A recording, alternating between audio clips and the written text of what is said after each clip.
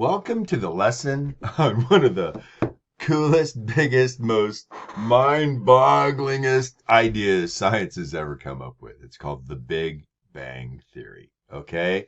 I know there's a show called Big Bang Theory with Sheldon and stuff. It's an awesome show, but that's not what this is about. Okay? This is about the scientific theory that the universe began with a Big Bang.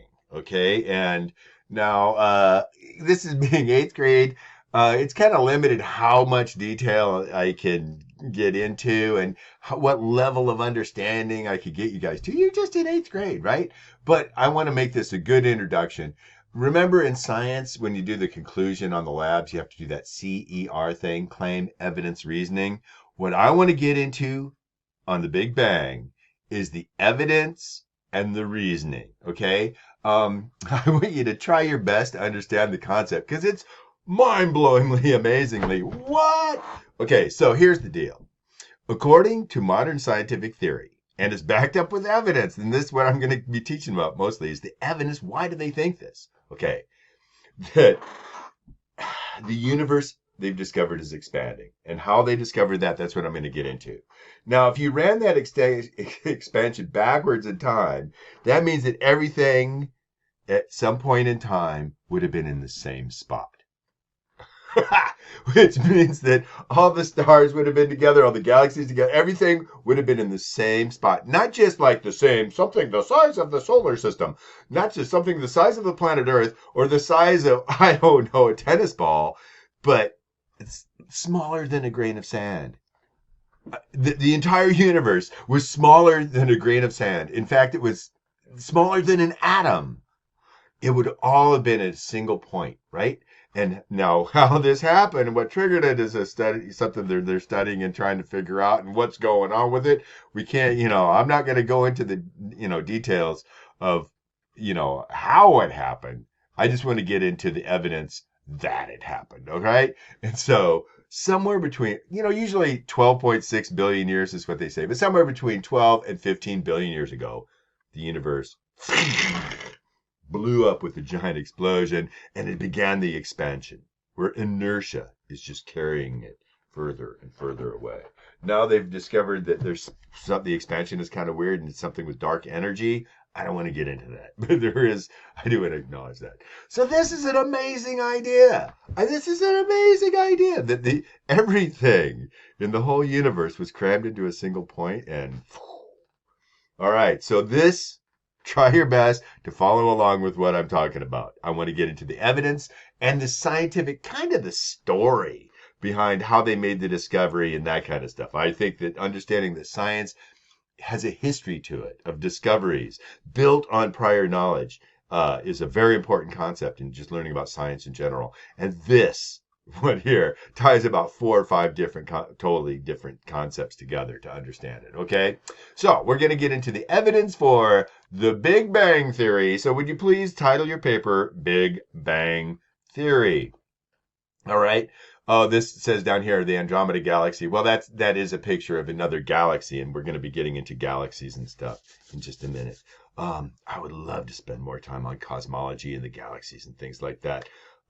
Time's running short, but here we go. Now, this first part might not seem totally related. I mean, it's going to be in several little chapters here, okay? The first thing I mentioned in the last lesson that you needed to know about how light works in order to make sense of this kind of stuff, okay? So light is in waves.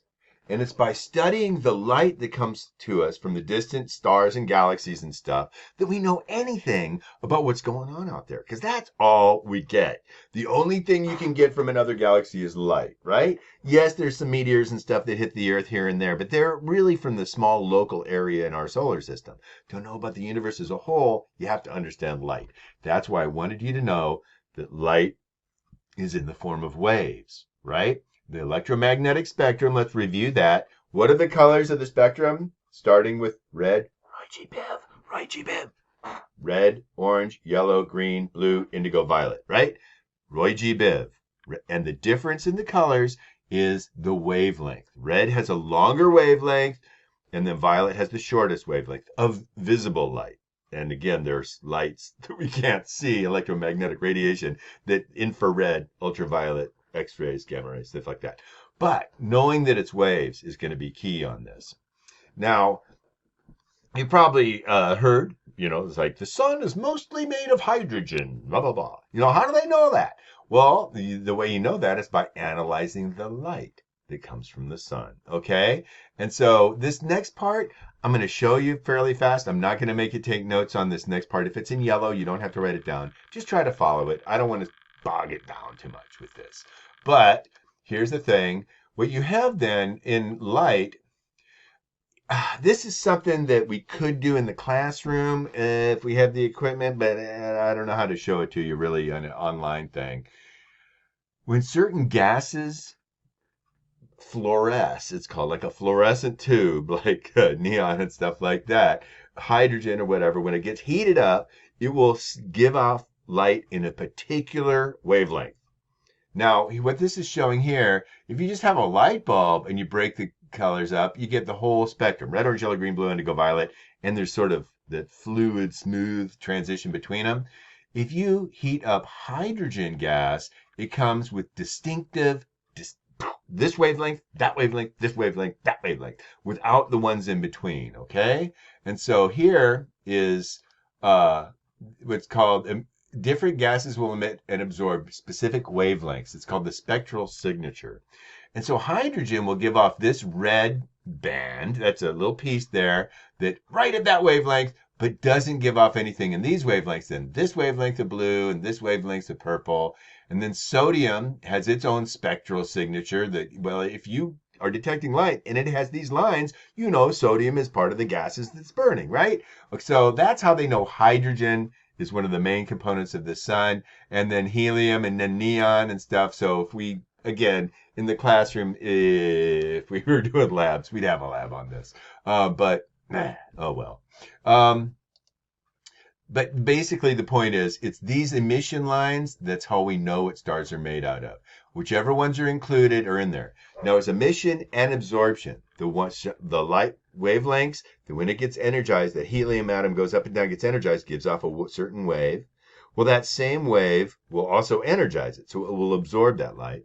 Now, so the point is, you can tell with these spectral signatures, boom, what is in there, okay? And they have sort of a distinctive shape to them. That's all I really need to know, or all you really need to know for that first part, okay? I'm going to end this segment here, and then we'll pick it up and to go to the next segment about a guy named Christian Doppler.